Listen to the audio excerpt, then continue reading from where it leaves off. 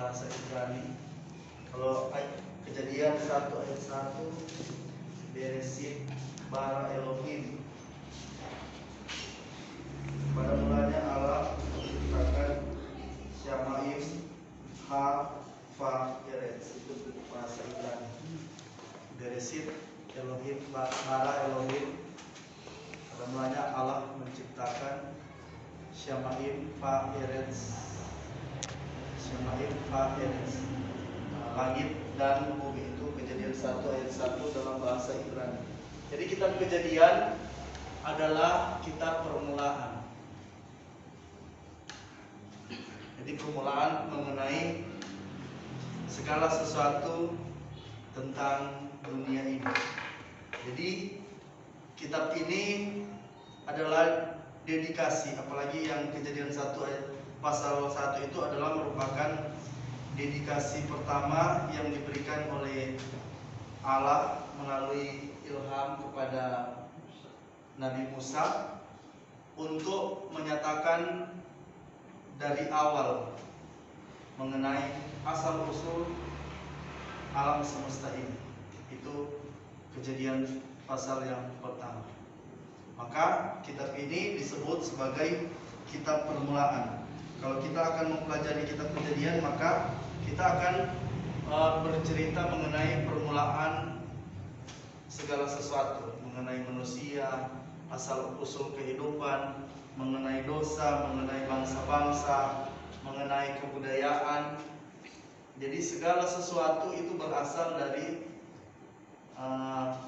kitab, ditulis dalam kitab Kejadian secara spesifik pasal 1 sampai pasal yang ke-11. Itu merupakan daftar riwayat silsilah atau asal usul segala keberadaan seluruh alam semesta ini. Itu kitab Kejadian. Musa menulis, kalau dalam garis waktu itu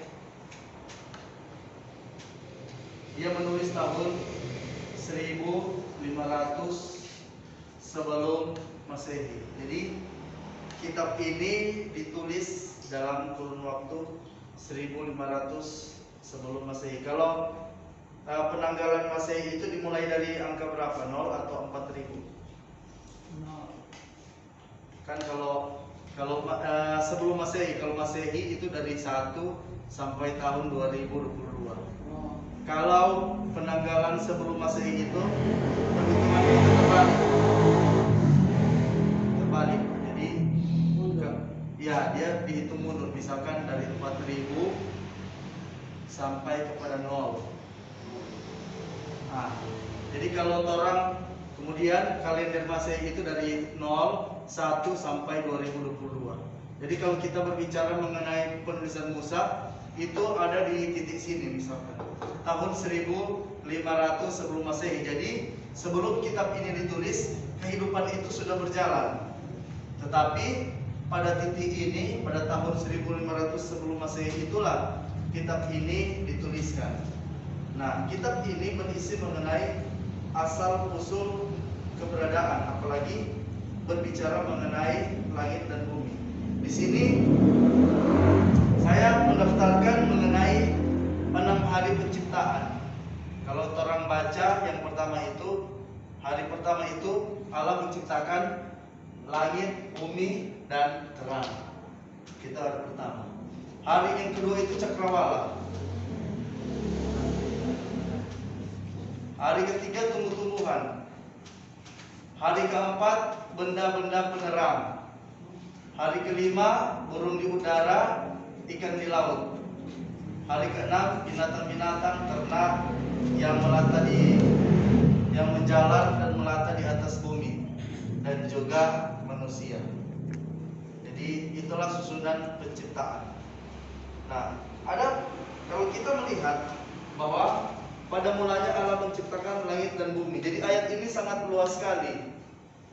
Langit dan bumi. Jadi seluruh keberadaan langit itu diciptakan oleh Tuhan pada hari yang pertama.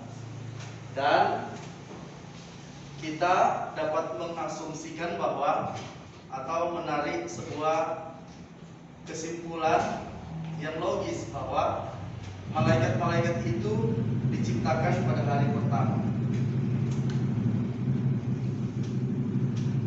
Kan kalau kita berbicara mengenai langit itu berarti luas, mengenai seluruh keberadaan langit.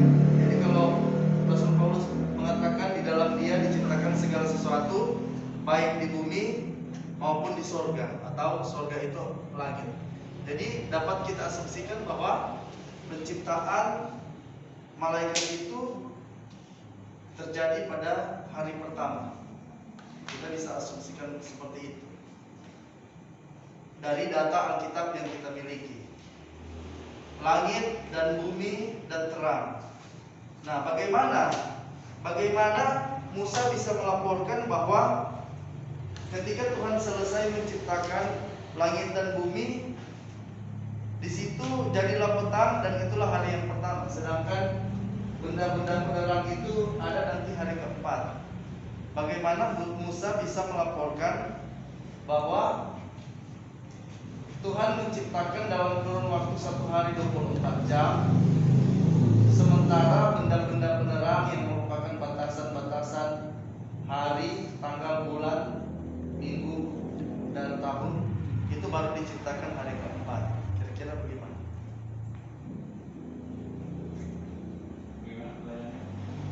Jadi pertanyaannya seperti ini. Kan benda-benda penerang itu baru diciptakan hari keempat. Itu matahari, bulan, bintang. Orang tahu itu siang karena ada matahari. Orang tahu itu malam karena terlihat bintang, ya kan? Tapi Musa melaporkan bahwa jadilah petang dan jadilah pagi, itulah hari yang pertama. Itu Kejadian 1 ayat yang kelima. Bagaimana laporan ini bisa sesuai dengan urutan penciptaan, sedangkan benda-benda penerang itu baru hari keempat, ya kan? Kalau orang lihat ayat yang kelima, Allah menamai terang itu siang dan gelap itu malam. Jadilah petang, jadilah pagi, itulah hari yang pertama. Bagaimana hari itu sudah bisa berlaku, sedangkan benda-benda penerang baru diciptakan pada hari keempat. Adakah saudara-saudara memiliki ide? sedangkan itu bilang tuh hari pertama ada terang, ada itu kan. Bagaimana bisa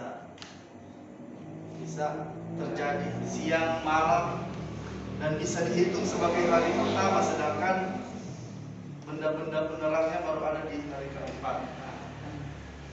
Apakah saudara-saudara memiliki ide untuk membahas mengenai pertanyaan-pertanyaan ini? Jadi apa yang diciptakan oleh Allah pada hari pertama? Ingat, langit, bumi, dan terang. Kalau saya mengibaratkan ini bumi, katakanlah seperti ini. Katakanlah seperti ini. Dan langit katakanlah ada di luar bumi. Allah juga menciptakan apa pada hari itu? Selain langit dan bumi, Allah juga menciptakan terang pada saat itu. Jadi di sini ada terang. Ini yang diciptakan oleh Allah. Tapi di hari pertama, kedua, ketiga semua disebutkan. Jadi hari pertama. Iya, semua disebutkan sebelum ada benda-benda penerang. Maka kita ingin mereka ulang apa yang diceritakan, yang diinspirasikan oleh Roh Kudus kepada Musa. Jadi ketika Allah menciptakan bumi, maka bumi itu diciptakan tentu di dalam seperti yang kita pahami dalam dunia ilmu pengetahuan, bahwa dia pasti berrotasi pada porosnya. Jadi ini bumi kan dia berputar pada porosnya. Entropi bumi ini kan bergerak berputar. Maka bumi ini itu sudah start mulai dari hari pertama. Dia sudah start pada hari pertama. Maka terang yang diciptakan oleh Tuhan itulah yang akan membuat siang dan malam pada waktu itu. Jadi tolong perhatikan baik-baik. Berfirmanlah Allah, jadilah terang, lalu terang itu jadi. Allah melihat terang itu baik, lalu dipisahkan nyala terang itu dari apa? Dari gelap. Jadi tanpa ada benda-benda penerang, terang dan gelap itu sudah eksis mulai dari saat pertama. Jadi dalam kepercayaan kuno, kalau di Jepang itu disebut Amaterasu Omikami, itu matahari yang tidak tertandingi. Di Babilonia atau hampir dalam semua kebudayaan kuno, matahari itu dipercaya sebagai sebuah sumber kehidupan. Maka matahari itu disembah sebagai yang maha tinggi. Matahari diagungkan dan disembah sebagai yang ilahi. Itu dalam semua kebudayaan kuno. Tetapi di sini Allah ingin menunjukkan bahwa dalam kemahakuasaan Allah, matahari itu bukan yang pertama diciptakan.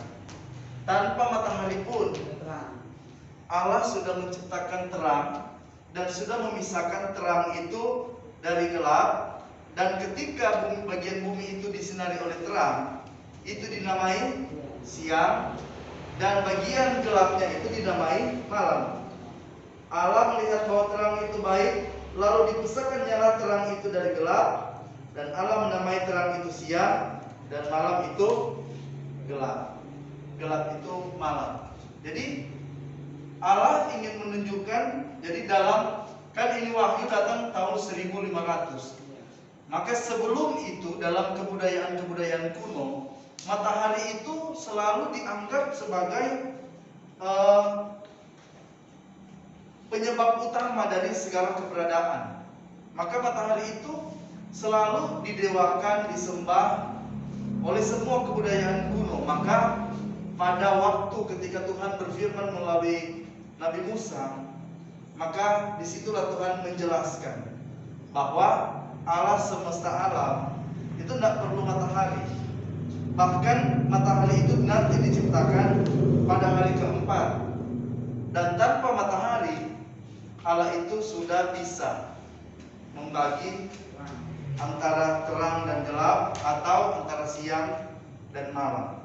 Jadi tidak mempengaruhi apakah ada matahari atau tidak. Jadi seperti itu. Jadi itu dalam telaah Semitik, itu orang Israel yang paling pertama kali menentang penyembahan terhadap matahari. Jadi matahari itu bukan asal usul dari semua keberadaan.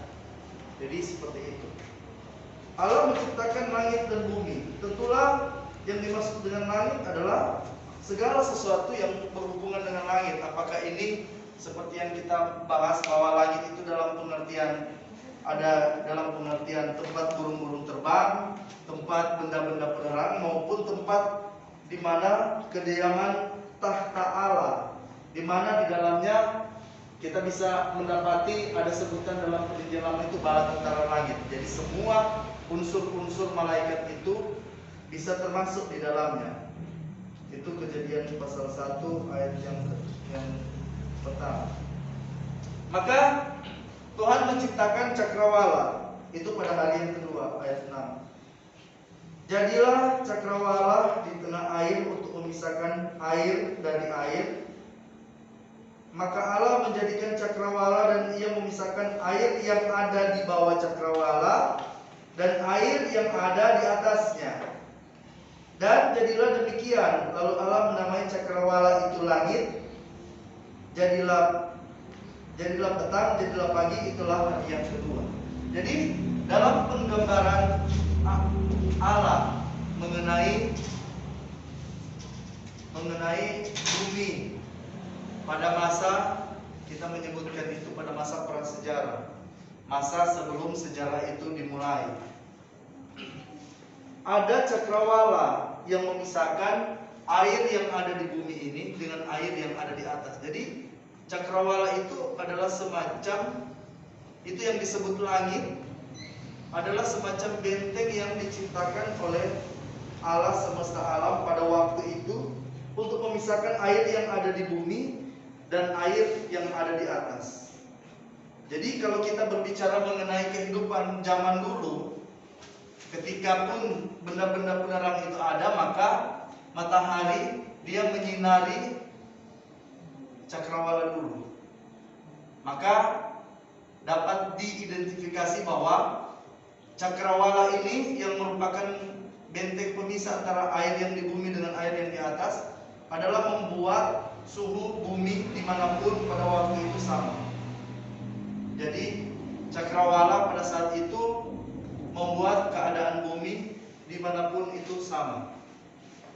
Ini sebelum air bah, dan Tuhan membukakan itu bahasa di dalam kitab Kejadian mempergunakan bahasa kiasan tingkap-tingkap langit. Jadi pada zaman air bah maka Tuhan menghancurkan cakrawala ini, maka air yang ada di bumi itu keluar dan air yang ada di atas itu keluar. Maka mulai saat itulah bumi itu sudah tidak stabil. Maka kita dapat melihat bahwa kehidupan orang-orang zaman dahulu memang sangat ini sekali, berumur panjang. Kenapa demikian? Karena perlindungan yang dimiliki oleh dunia pada saat itu tidak sama seperti orang sekarang ini. Kalau mungkin orang menyebutkan dengan lapisan atmosfer, mungkin pada saat ini ozon, di mana sudah rusak. Tapi pada zaman dahulu itu menjadi benteng yang kokoh. Dan memang Allah menciptakan dunia itu dalam rancangan bahwa manusia akan menempati daerah itu dengan nyaman.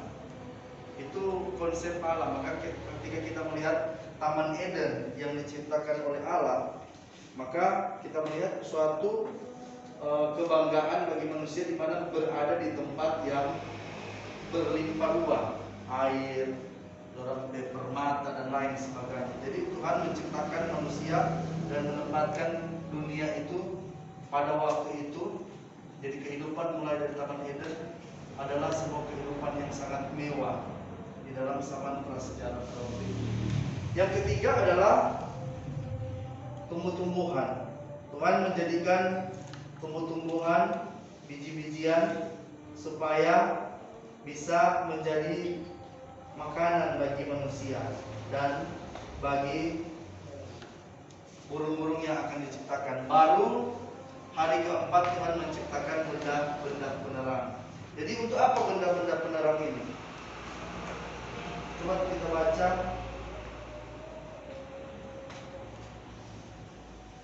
ayat 16. Maka Allah menjadikan kedua benda penerang yang besar itu, yakni yang lebih besar untuk menguasai siang dan yang lebih kecil untuk menguasai malam, dan menjadikan juga bintang-bintang. Allah menaruh semuanya itu di cakrawala untuk menerangi bumi, untuk menguasai siang dan malam, dan untuk memisahkan terang dan gelap. Allah melihat bahwa semua itu baik. Jadi matahari dan bulan itu ditempatkan, disisipkan pada siang dan malam. Jadi siang dan malam itu sudah ada. Kalau kita baca mulai dari ayat-ayat awal sudah ada. Tapi kemudian Tuhan ingin supaya ada benda penerang yang akan menguasai daerah siang dan benda penerang yang akan menguasai daerah malam, daerah gelap dan malam. Dan fungsi dari benda-benda penerang ini adalah untuk menunjukkan masa-masa yang tetap, hari-hari dan tahun-tahun. Jadi itu fungsi matahari, bulan dan bintang.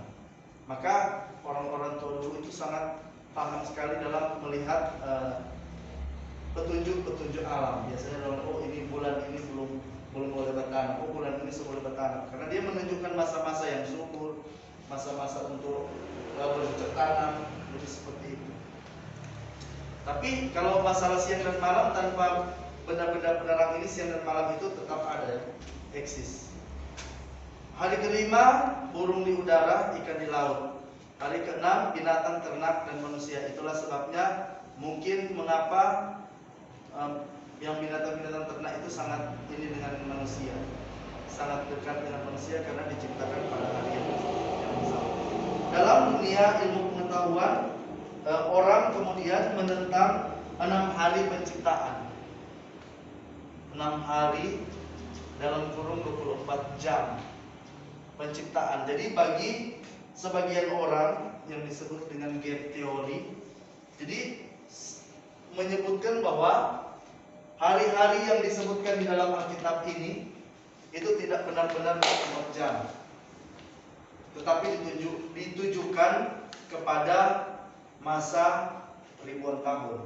Jadi mereka ingin mencocokkan data Alkitab dengan tahun-tahun biologis yang dianut oleh para ilmuwan. Jadi menurut mereka nih, 1 hari, 2 hari, 3 hari itu bisa melambangkan 1000 tahun, 2000 tahun, 3000 tahun, 4000 tahun, dan seterusnya.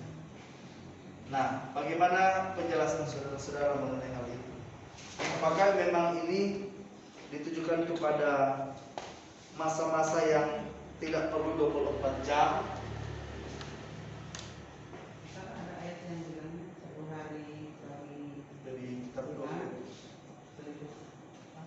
ya, jadi mereka mempergunakan ayat itu 1 hari seperti 1000 tahun dan 1000 tahun seperti 1 hari di hadapan Tuhan. Jadi apakah data Alkitab atau firman Tuhan yang kita miliki ini dapatkah kita mencocokkannya itu dengan tahun-tahun geologis dari para ilmuwan? Sebab mereka juga melakukan penelitian untuk menentukan usia dari keberadaan manusia ini. Jadi bagaimana? Oke. Kalau di sini sejelas sebetulnya. Ya. 1 hari 24 jam. Bisa lihat sih. Coba lihat dari ayat 1, 2, 3. Lagi contohnya di sini. Ayat 13. Ayat 13 bisa. Tapi nggak tertulis matahari sampai pada masuknya itu 12 jam. 12. Nah, ini ayat 19 sama. Dari atas juga begitu. Dari 18 untuk menguasai siang dan malam dan untuk memisahkan terang dari gelap Allah menjadi orang semuanya berkata. Jadilah petang, jadilah pagi, itu hari keempat. Berikutnya begitu juga. Di hari kelima, jadilah petang, jadilah pagi. Berarti kan satu rotasi bumi, petang dan pagi itu. Satu putaran bumi, satu rotasi. Makanya Iya. Jadi apakah ini 24 jam? Tadi kan sudah dijelaskan. menurut firman Tuhan 24 jam. Kalau ini Kalau 24 jam. Tuhan bilang itu 1000 tahun. Ya, jadi ilmuwan itu menganggap bahwa hari penciptaan itu haruslah jadi Stephen Hawking yang menulis buku Theory of Everything. Dia percaya bahwa Tuhan menciptakan dunia ini, tetapi dia berbicara mengenai bagaimana Allah menciptakan dunia ini. Maka dia mengusulkan pendapatnya tentang Big Bang Theory. Jadi teori dentuman atau ledakan besar yang terjadi juga jutaan tahun yang lalu. Itu Stephen Hawking, dia profesor. Jadi dia percaya juga memang Allah yang menciptakan, tapi bagaimana Allah menciptakan itu melalui sebuah dentuman yang besar, dan itu terjadi pada ribuan tahun yang lalu, jutaan tahun yang lalu. Jadi yang pertama adalah Kejadian pasal 5 melaporkan umur Adam itu dia meninggal pada usia berapa? Umur Adam mencapai 905 Pak. Kejadian 5 ayat 5. Kejadian 5 ayat 5. Umur Adam mencapai berapa?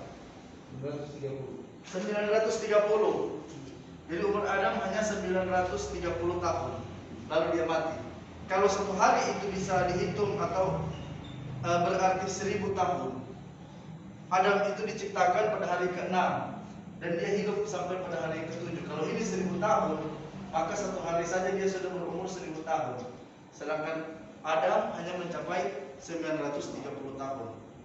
Jadi tidak mungkin kata-kata hari di sini ditujukan kepada sebuah periode waktu yang sangat panjang.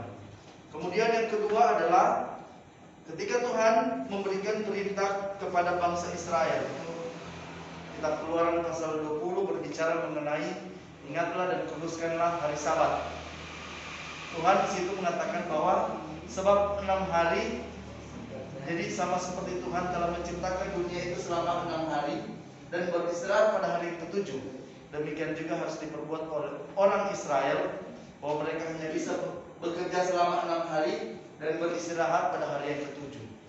Jika hari-hari penciptaan Tuhan itu memakan waktu 1000 tahun, 1000, 2000, 3000 tahun, maka orang Israel nanti akan sabat itu setiap 70 tahun sekali. Tapi Tuhan berbicara mengenai kurun waktu 24 jam. Maka Tuhan kembali berbicara sama seperti Tuhan menciptakan dunia dan segala isinya itu selama 6 hari. Dan pada hari ke-7, hari biasa, Tuhan itu beristirahat. Maka dengan pola yang sama orang Israel harus menghormati sabat Tuhan pada waktu itu. Jadi kita mengerti bahwa 6 hari ini adalah 6 hari penciptaan. Tetapi Tuhan kemudian mendatangkan air bah. Jadi dunia yang sudah diciptakan pernah dikacau balaukan oleh air bah. Jadi sebelum semua ilmuwan ada dan susunan geologis tanah pada waktu itu dikacaukan oleh air bah ini. Sehingga ini ilmuwan yang baru lahir nantinya ketika dorang mengadakan penggalian, dorang akan tertipu oleh dunia setelah air bah. Karena dunia setelah air bah itu merubah seluruh susunan lapisan-lapisan tanah. Maka ada penggalian-penggalian bahwa di atas gunung itu ada tengkorak manusia yang bersusun dengan kuda Nil, kuda, gajah.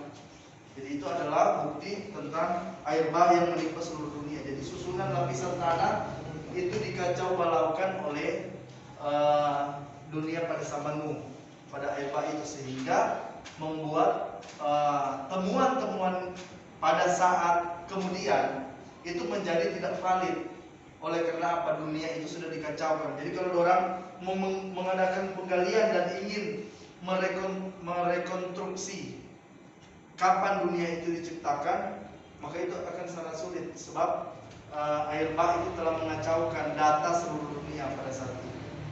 Jadi kita bisa melihat bahwa penggunaan kata hari yang digunakan dalam kitab Kejadian adalah benar-benar sebuah hari yang ditujukan kepada waktu yang tetap. Jadi pada waktu Tuhan menciptakan terang, bumi itu sudah berotasi pada polosnya dan mengalami siang dan malam sebelum ada benda-benda penerang, dan itu dihitung sebagai satu hari. Tapi kapan kemudian hari-hari itu mulai dihitung? Setelah ada benda-benda penerang. Maka rotasi dari bumi, kemudian planet-planet yang lain terhadap matahari itu akan menjadi perhitungan-perhitungan hari, minggu, bulan, dan tahun. Jadi Tuhan menetapkan bulan, bintang, dan matahari itu sebagai penanda untuk menghitung jumlah-jumlah hari-hari. Maka itulah sebabnya kenapa Kejadian pasal 5 ayat 5 itu kita dapat tahu bahwa Adam itu berumur 930 tahun. Sebab orang-orang pada zaman dahulu sudah bisa menghitung. Jadi sudah bisa menghitung mundur bahwa Adam ini dia berusia 930 tahun oleh sebab sudah ada benda-benda kebenaran. Sampai sejauh ini ada pertanyaan? Kita berpikir begini, misalnya Allah berhenti pada hari yang ke-7. Kan dibilang bahwa 1000 tahun sama dengan satu hari. Kalau kita lihat bumi ini menurut ini ya kan sudah 6022. Kalau orang kembali dari situ ke kita hari ke-7 hari pergantian, tapi sudah lama ini bumi kalau dalam hitung dia kan. Iya, kalangan Tuhan istirahat hari ke-7. Beberapa kalangan tertentu menghitung seperti itu dan mengacu kepada penanggalan dunia. Jadi ada sebagian berpendapat bahwa kita sedang masuk pada masa-masa Advent, masa-masa penantian di mana kita akan masuk kepada perhentian penuh, yaitu Sabat Tuhan, hari kiamat. Nah, istilahnya seperti itu. Karena di Ibrani kan yang bilang kalau Yusuf sudah membawa umat Israel pada hari perhentian, hari perhentian lain yang disebutkan itu kan di Ibrani. Jadi perhentian lain itu ditujukan kepada sebuah peristirahatan umat Allah selama-lamanya bersama-sama dengan para orang kudus, ya. Jadi kalau pakai Alkitab itu sudah bertentangan dengan anggapan bahwa semua hari ketujuh semua mereka. Sedangkan Tuhan Yesus tidak tahu itu kapan. Iya, itu cuma itu perkiraan beberapa orang saja, perhitungan menurut perkiraan beberapa orang saja. Jadi Bahwa kita sedang masuk pada Sabat Tuhan pada akhir ini. Memang kita sedang mengarah kepada zaman akhir, tetapi masalah waktu dan dunia kita tidak tahu. Ini masalah yang disebutkan oleh Rasul Petrus bahwa Allah itu tidak terikat dengan waktu. Maka bagi Allah satu hari sama seperti 1000 tahun, dan 1000 tahun sama seperti satu hari. Sebab Allah itu tidak bisa diukur dalam dimensi ruang dan waktu, tidak ada. figuratif. Ya, Allah itu abadi, maka tidak pengaruh bagi Allah. Tidak ada waktu yang mengikat akan dirinya. Waktu itu berlaku bagi kita manusia. Ada lagi yang lain? Nah, kalau di perjanjian lama kan Allah menciptakan hari pertama Allah menciptakan langit dan bumi dan terang tuh. Berarti Allah bekerja. Kalau perjanjian baru kan hari pertama itu hari Minggu tuh. Berarti hari Tuhan. Gimana itu ya? Jadi Kalau Advent kan orang mati itu hari ketujuh berarti hari Tuhan itu, belum hari Sabtu. iya, susunan waktu memang seperti itu. Kalau hari pertama itu hari Minggu, hari ketujuh itu hari Sabtu. Itu susunan hari dari Hah? Perjanjian lama lagi kerja. Hari pertama. Berarti langit dan bumi itu kan harus kerja. Iya, jadi pertanyaannya apa? Dari pertanyaan? Itu kan perjanjian baru, perjanjian lama kan? Kalau bekerja di perjanjian lama, hari pertama tuh, kalau perjanjian baru, for Tuhan yang orang beribadah dan for dia. Iya. Hari perhimpunan yang for dia. Ya, jadi data yang kita baca di sini adalah ini berbicara mengenai fakta bahwa Tuhan menciptakan dunia itu selama 6 hari dan Tuhan beristirahat pada hari yang ketujuh. Tetapi perintah mengenai mengkhususkan hari ketujuh itu baru ada di dalam kitab Keluaran pasal yang ke-20. Itu mengenai legitimasi pemeliharaan hari Sabat. Itu baru ada di Keluaran pasal yang ke-20 ketika orang Israel berada di Gunung Sinai, dan secara khusus bagi bangsa Israel saja pada waktu itu. Jadi tidak secara spesifik bagi seluruh orang di dunia pada saat itu. Ini hanya data saja bahwa Allah beristirahat pada hari ke-7, tapi tidak ada perintah di dalam kitab Kejadian untuk menguduskan hari Sabat, hari ke-7. Perintah itu baru ada di dalam kitab Keluaran ketika orang Israel itu keluar dari tanah Mesir. Itu sih. Hari ke-7 itu adalah hari Sabtu.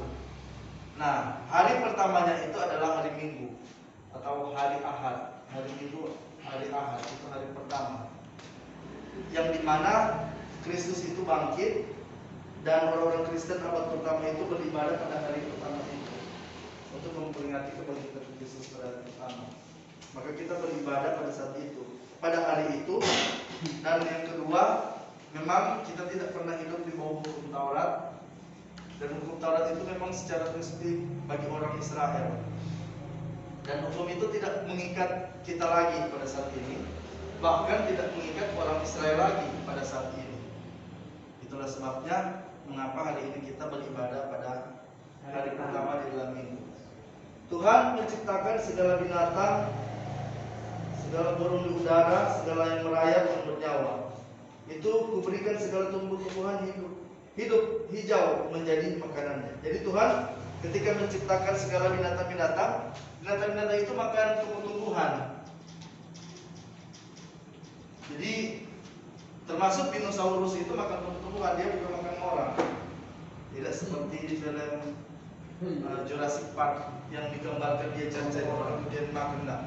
Jadi di sini Alkitab mengatakan segala binatang-binatang itu makan tumbuh-tumbuhan. Jadi dinosaurus itu pun binatang-binatang purba itu makan tumbuh-tumbuhan, bukan makan orang seperti yang digambarkan. Itu menarik sih kalau kita akan mempelajari terus-menerus sampai kepada air bah dan akan berbicara apakah Alkitab berbicara mengenai binatang-binatang purba. Itu memang ada sih di dalam teks-teks Alkitab ada.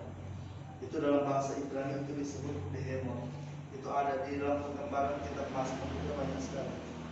Ada pertanyaan yang lain? Yang di hari binatang-binatang itu termasuk dalam dinosaurus itu? Ya, termasuk yang di darat. Dinosaurus, binatang-binatang purba itu termasuk. Tapi mereka kemudian tidak bisa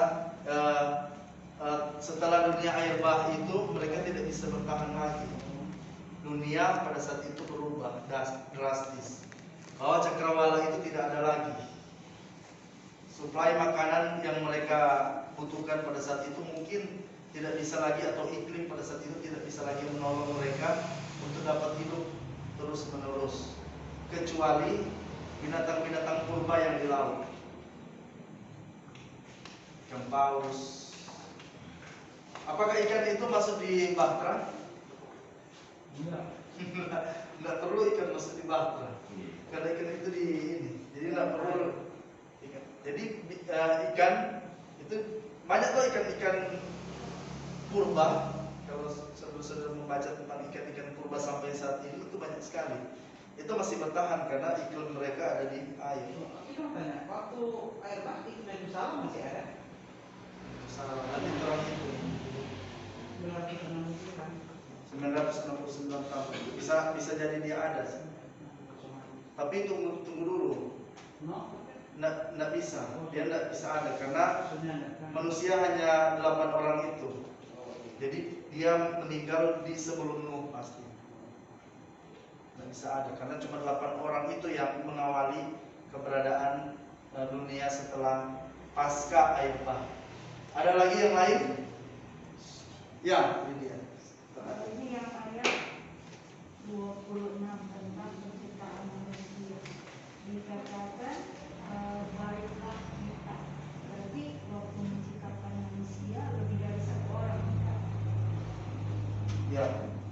Jadi berfirmanlah Allah, baiklah kita menjadikan manusia menurut rupa, gambar dan rupa kita, supaya mereka berkuasa atas ikan-ikan di laut, burung-burung di udara, dan atas ternak, dan atas seluruh bumi, binatang-binatang berlayar di bumi. Jadi ada beberapa pemikiran mengenai kata kita di sini. Yang pertama adalah saya percaya bahwa ini ditujukan kepada lembaga kealahan itu sendiri. Jadi kalau orang perhatikan, pada mulanya Allah menciptakan langit dan bumi. Bumi belum berbentuk dan kosong. Roh Allah itu dalam bahasa Ibrani itu mengerami, melayang-layang. Kalau bahasa Indonesia ini Roh Allah melayang-layang di atas permukaan. Jadi Roh Kudus itu eksis. Jadi laporan di dalam ayat 2. Terus perhatikan bahwa Roh Allah itu mengerami dunia ini, bumi ini. Jadi Roh Allah itu eksis di atas permukaan air. Jadi Allah menciptakan, yang kita tahu kan dalam perjanjian baru melalui Yesus Kristus. Jadi Yesus Kristus menciptakan, dan di situ ada Roh Allah, dan pasti kitab Kejadian pasal 1 ayat 26 itu ditujukan kepada lembaga kealahan itu. Jadi lembaga kealahan, baiklah kita, itu ditujukan kepada lembaga kealahan Allah Bapa, Yesus Kristus, dan Roh Kudus. Dan memang itu ada sih, ketiga-tiganya itu dalam Kejadian pasal 1 itu ada. Itu yang pertama. Yang kedua itu disebut sebagai sebuah tanda kehormatan bagi seorang pembicara. Kalau saudara Hence akan berpidato pada 17 Agustus, dia akan mengatakan bahwa pada hari ini kita atau kami, biasanya kami mempersilakan Bapak Gubernur untuk membawakan sambutan. Padahal hanya dia sendiri. Ya, biasanya saat ini kami mempersilakan kepada Bapak Jendrio untuk mengambil foto bersama-sama dengan keluarga. Padahal yang berbicara itu cuma dia sendiri. Itu bisa ditujukan kepada seperti itu. Kemudian yang ketiga, ada pendapat yang mengatakan bahwa Allah mengundang para malaikat pada saat itu.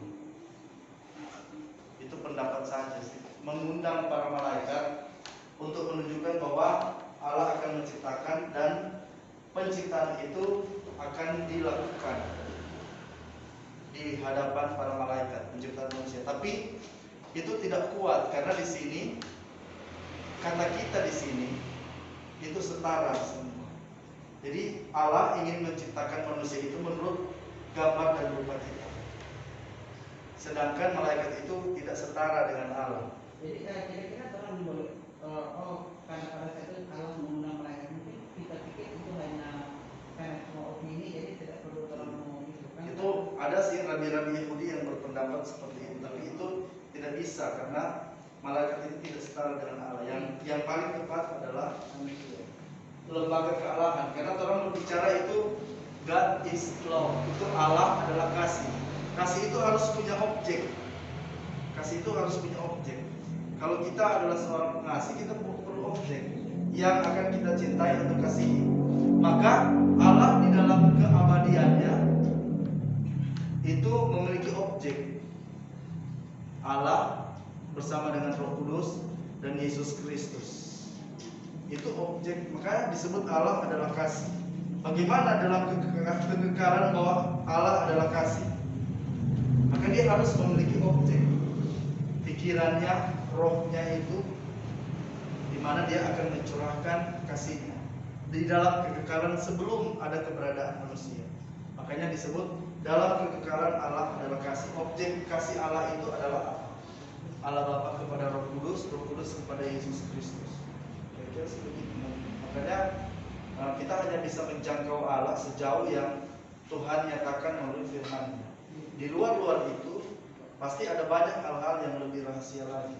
Tapi sejauh ini kita dapat sih menjangkau dan mengenal Allah melalui firman-Nya sesuai dengan apa yang Tuhan berikan di dalam firman Tuhan itu. Oke, saya rasa cukup. Nanti kalau misalkan masih ada, sebelum orang lanjut pada pasal yang berikut, saudara-saudara bisa memasukkan pertanyaan-pertanyaan dari kitab Kejadian. Nah, jadi ingat dan persiapkan diri saudara-saudara untuk kelas Alkitab hari Minggu. Itu akan diambil dari 10 pertanyaan yang sudah dibagikan pada hari Minggu yang lalu. Terima kasih, kita bisa bernyanyi dan menutup kelas. Selamat malam.